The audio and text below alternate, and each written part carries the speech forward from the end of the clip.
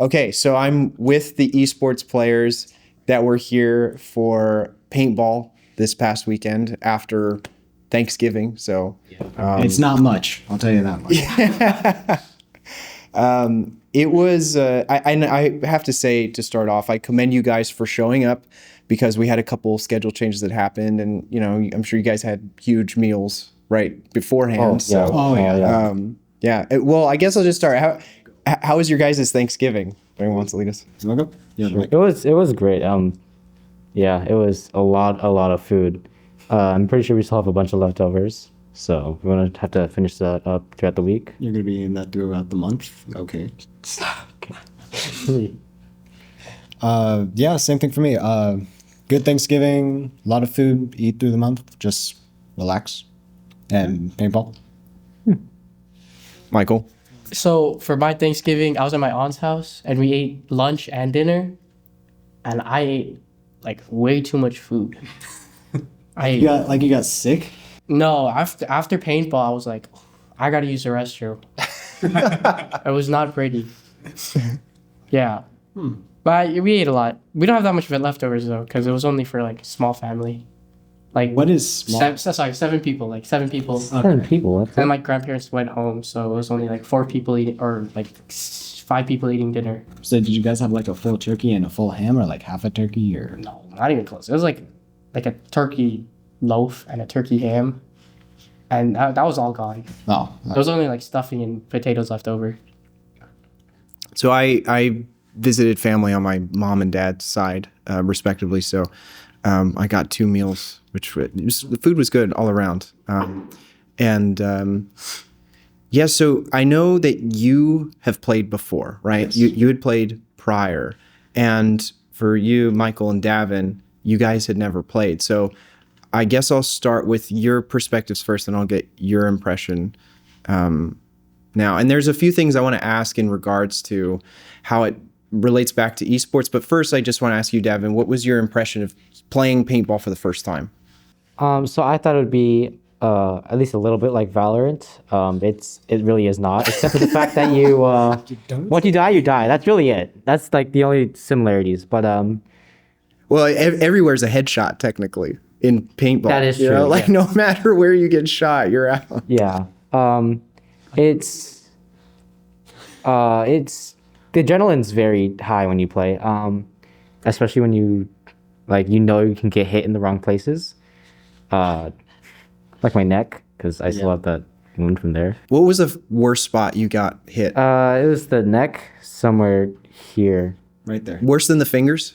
I didn't get hit in the fingers yet. But Oh, I thought you did. it was the forearm. It was me, Oh, me, okay. me and I. Oh, you guys got hit in the fingers. Okay, right. so it wasn't like Valorant at all.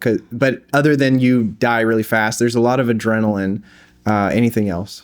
No, that's really it. Really it? Did you have a good time? It was very fun. Yeah.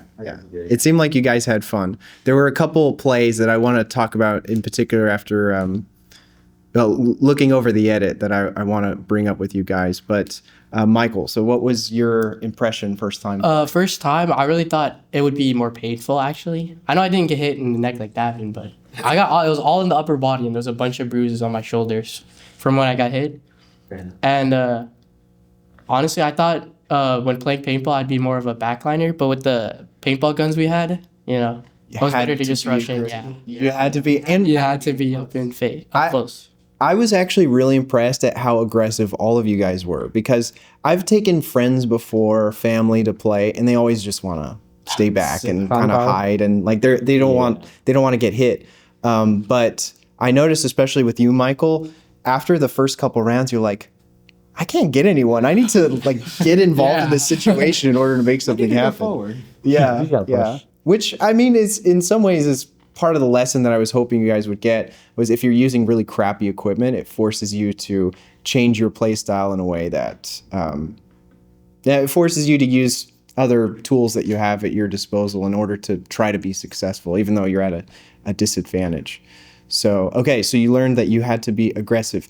Now, was there anything in terms of, so Davin said it's not very similar to Valorant. Is there any crossover that you found in playing, whether it be just the fact that it's, they're both shooters, or there's communication or anything like that? It's more like a lot of like a very big similarities like map control kind of. Oh, for sure. Like if you don't have control of like the 3 lanes, then you're gonna get flanked or you're gonna get crushed in like one area. That's actually a really good point. And to add on to that, the maps are horribly balanced in paintball. Like it's not always. Yeah. in gaming, the devs are usually working to balance the maps as much as possible, even to a fault, right? Where it's like, oh my God, did they really have to change that? And people get their habits and they know the angles to hold and things like that. Whereas in paintball, because nothing really changes, if one side has an advantage over the other, you almost have to like reinvent how your team is going to approach that scenario, because you're like, okay, we're just going to lose the left side every single time. Maybe we stack up in the middle or something like that, and then hope you win on the next round when it's easy to push on that left side. So that's a really good point about map control, which in competitive paintball, I want to talk about in a little bit, because obviously the maps are symmetrical and they're balanced in a way. Granted, they change every season, but that's not an issue you run into as much. And I want to get your impression, Isaiah, from playing. It's fun. Like, I could see it was similar to one of the shooter games by like Michael's map control idea, but also because of the communication ways. As if you don't like in games, if you don't have a mic, you can't give anything to your team besides where you died and like some random pings. Like when you're shooting at someone, they know you're in a gunfight, and when you call out, you're out. But if you're not talking to anyone, you're not providing any additional info. Right, and the info isn't fed to you like it will be automatically in a game. Like, you know when someone goes down for the count, no matter where you're at on the map in Valorant, for example, because you've got your little notifications in the top. And technically, people aren't supposed to call themselves out. You can see them walking out, and then you can make an inference based on where they got hit from where they're leaving. But for the most part, you may have no idea unless you hear that marker going off, and they're kind of quiet sometimes, to be honest. You don't necessarily know what's happening. Now, I want to ask you guys, as far as communication goes, because at the beginning, in the first round, and we'll throw this on screen so everyone can see, I kind of stood in the back and was just trying to shout stuff to see if you guys understood or were receptive to it. I remember we were posted up at a mound on Mad Max, and I was trying to tell Davin to look inside to cover the majority of the field while Isaiah was looking down the tape on the outside. Davin, make sure you watch out wide, like where I can't see. One at the window. That's okay, just watch inside. Isaiah, look down the tape. Look down the end. On the outside, look on the outside. Davin, stay inside. Isaiah, what do you see? Peek out, what do you see? Still at the window. Inside right now. There's another. Further back. Isaiah, can you move up? Okay, go for it. Don't be scared. Davin, can you follow him up? So I wanted to get your impression on the difference between being able to just talk into your microphone versus having to actually shout, and if you guys were even able to understand what I was saying. Yeah, I'll go first. So with the mic, you really only have to worry about mic quality, and even then, if it's still bad, you can still kind of understand what they're trying to say. Plus, you have pings in game, whereas in real life, you have to actually describe where the enemy is, which can be very hard, especially if there's like multiple of those like items on a map. And distance is a big problem because you don't have radios. I don't know if people do that in paintball, but they actually make something like that, but it's very niche. It's super expensive, so it's not really worth it. But so you have to kind of yell and shout, and if you're not loud enough, then your team won't hear, and you'll miss the call out. Yeah, and it sucks when you're having to yell through masks too. So it's like you got to shout through the mask on top of all the other noise that's going on and the chaos that's happening. What were you gonna say, Isaiah? Sorry, what was the question again?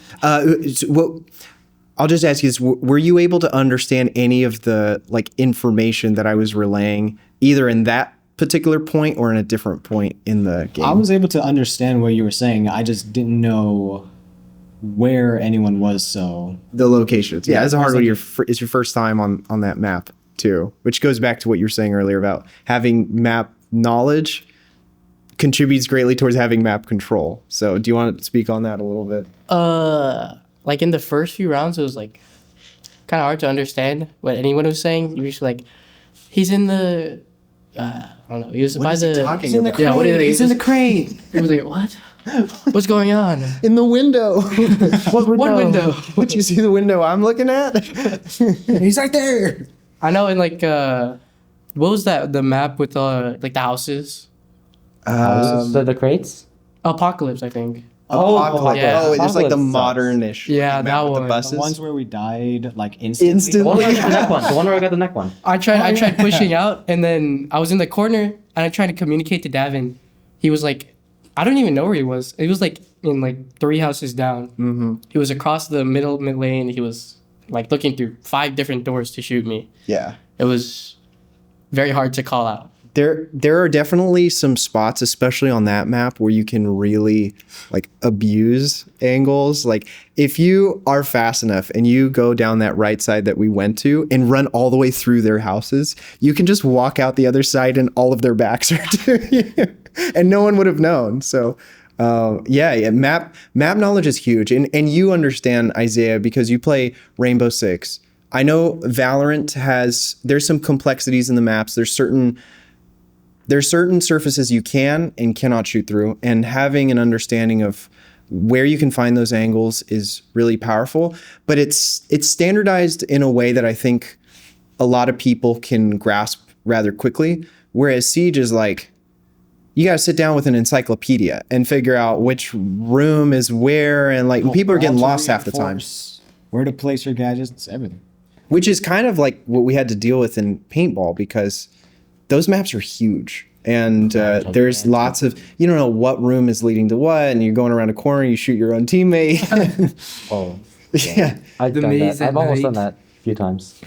There was a really great moment that I want to talk to you guys about, where we were playing on Forbidden City, and you had the idea, like, let's just go through the maze, right? So you decided to just push through the maze, and I was like, all right, let's just all follow Michael's lead. And we kind of paused for a second at some crates right before the maze. And Davin was like running around off to the left, and he wasn't getting shots. So I'm like, I guess no one's over there. You were pretty confident in that spot too. Yeah. Isaiah was right in front of me. And right at that moment, I said, okay, guys, make sure you talk to each other. Let's keep up the communication. And then you said, Michael, there's a guy on your right. Where? Oh, you're right. No, I mean your left. Oh yeah, because I was worried if he was talking about my right or his right, but we had the same right. I got confused. Well- I confused myself out there. Hey, talk to each other. Talk to each other. Michael, there's one to your right. Your right. No, wait. We're left. Thankfully, it worked out because we all survived for the next like 20 seconds at that point. And I think you said, "Okay, I'm gonna move up into the maze now," and I heard that and I relayed that to Isaiah. I said, "I think both of those guys are going into the maze." Okay. Our 2 guys went in the maze. Do you want to go with them? Michael and Yeah. well, might as well. Okay. I'll follow you. You're like, "Okay, let's go follow suit," and we went into the maze, and I think there's a great moment of coordination there that was happening. Since you were at the front, Michael, I want to ask you, how did you gauge, especially having no knowledge of the map prior, how much you could move up, or like how comfortable you were going forward? Honestly, I was just trying to like go around and make sure I clear the corner and try and shoot somebody if someone was there, and just trying to move up through any way I can. But I actually got lost in the maze for a little bit. I was like, I don't know where I'm going. I don't blame you. That I want to highlight that statement, clear the corner. So how were you doing that in paintball versus how you do that in Valorant? So mostly I would just try and like get a view of the angle like very quickly so I can gauge if someone's there and then shoot them as fast as possible. So you were keeping your barrel up the whole time, Yeah. basically, just in case someone someone appeared there. Yeah. And what was going on with you, Davin? Because I know that you were over on the left side, like towards one of the tunnels for a second. Do you remember what was happening at that point? So I was going into a tunnel, try to see if I can get like a pick. I find a guy and I try to shoot him, but the guns, once again, aren't not very accurate at all. So I whiff every shot, and I'm like, okay, I'm gonna retreat back. And so I think I go back to the maze with Michael. And I don't really remember where the ground headed. There was actually 2 instances where we all ended up in the maze. And the first one I remember, you exited out the other end and you got hit by someone. And I was like, oh, I don't know who got you. There were a couple guys, and you'll see in the clip, that I ended up taking out because they just happened to be sticking out for a second. And then I rotated away, like further into the maze, and there was someone right behind us. It was just, he's like, I don't think he knew what was going on. Yeah. And we just happened to see that guy at the right moment. All right, I'm following you.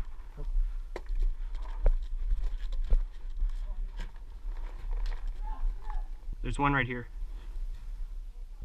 And there's one in the tunnel.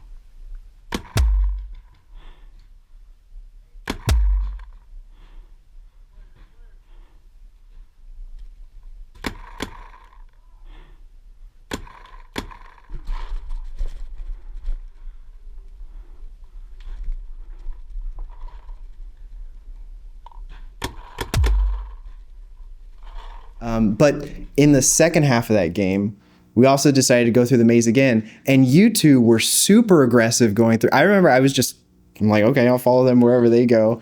You got all the way to the end on the right-hand side. You got all the way to the left-hand side. And I think you pushed out too soon and got hit. And then we started gunfighting with someone who was at the L wall. I think it was called the L wall. Yes, Yeah. That was really good. Yeah. I think I was out before then. I think so too. I think it had been like you had gone the left side of the maze where it was like really hot, and yeah. So, but that's okay because you both went down fairly quickly. And I was trying to communicate with you, but I wasn't sure if you had gotten out or if you'd rotated elsewhere because I didn't see you on that left side anymore after I had been peeking the right. I believe I was still there. Yeah, I think so. I was still trying to shoot the guy on L wall. Yeah. Someone got him out. Either you got him out or he moved because I got someone else out at a different angle there. Careful, Michael, careful. That can sometimes be a hot corner.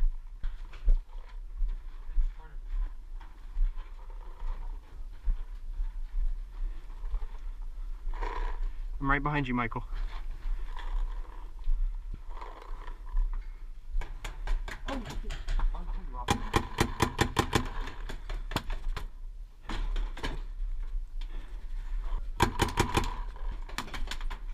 Still at the L wall, still at the L wall.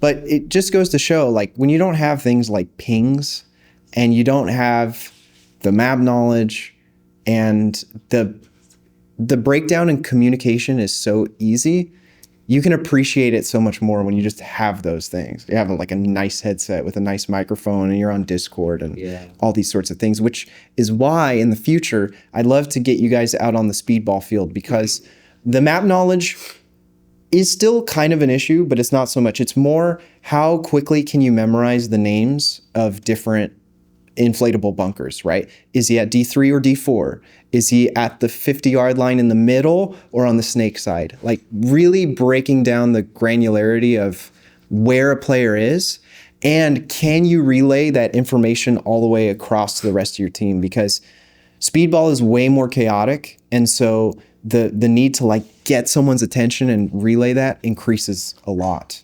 So I just want to say thank you guys for coming on and chatting about your experience. I just want to get a round of closing words. If you guys have any, I'll go in this direction.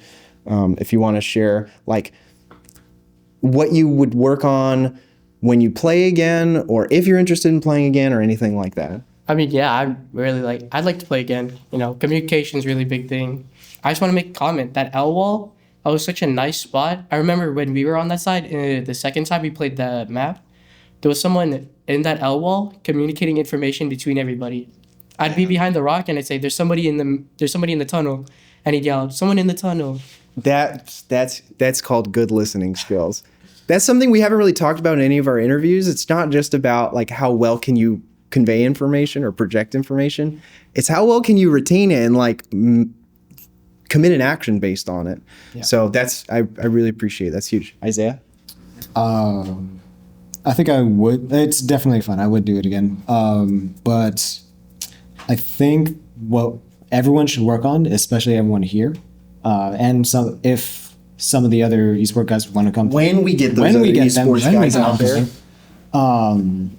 we should definitely work on actually giving out good communications and setting, like, instead of going off on our own, like I did, and I'm pretty sure Michael, you did it a few times too. Me too. So yeah, all of us. So instead of just going out on our own, we try and stay as a group. Like that one guy, what was it? We all got out because of him. We all went left side on the last match, and they just absolutely destroyed us. It was I forgot what he looked like, but it is surprisingly easy to just be like, I'm going this way, and then you look away after 10 seconds, your teammate's gone. Yep. Like they're either out or they just vanished into thin air. They went their own pathway. So keeping everyone kind of like, I think that's why having IGLs in gaming is super important, because it keeps everyone on track with because in a round of Valorant or Siege, there's lots of little sub-objectives, right? Let's take control of this area. Let's use this util at this time, at this angle. And granted, you need everyone on board in order to do that because they all have the different abilities. But one person is kind of spearheading it, and they need to say, look, you've been holding the flank for the past 20 seconds. We're on site now. You can come join us now, or you can find a new spot. Yeah. And in paintball, that gets amplified even more, because if you don't say anything, you're just going to end up in Timbuktu, like some random spot. Yeah. So that's a really, really great point, Isaiah. And you, Davin? Yeah, like both of them said, communication and playing as a team. I think that's just really what we got to work on. Awesome. Amen. Thank you guys so much. No problem. Go Braves. Yeah, appreciate it. No problem.